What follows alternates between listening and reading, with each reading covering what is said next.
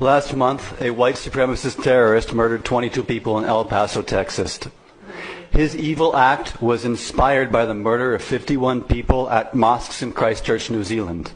That man's evil act was inspired by the murder of 77 people in Norway in 2011. In Norway, terrorist Anders Breivik left a manifesto that describes how he was inspired by other extremist and nationalist groups around the globe. Breivik pointed to the RSS in India. He praised the right-wing Hindu nationalism of the RSS and its goal of making India into a Hindu nation. He praised the RSS for how they dominate the streets and often riot and attack Muslims. He said the goals of white supremacists and the RSS are identical and that they should learn from each other and cooperate as much as possible. The RSS is a fascist paramilitary founded in 1925, the same year that Hitler published Mein Kampf.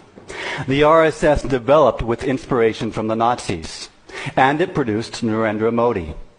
In 2002, Modi presided as soldiers of the RSS massacred 2,000 Muslims. They gang-raped women, hacked people to death, burned people alive.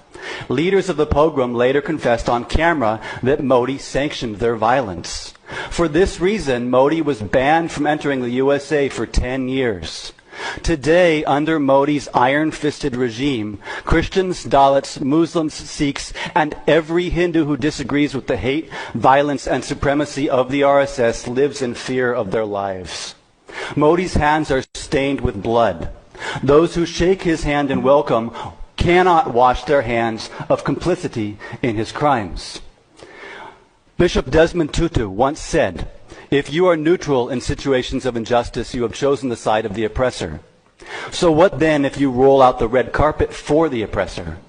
The philosopher Plato said, "Silence is consent."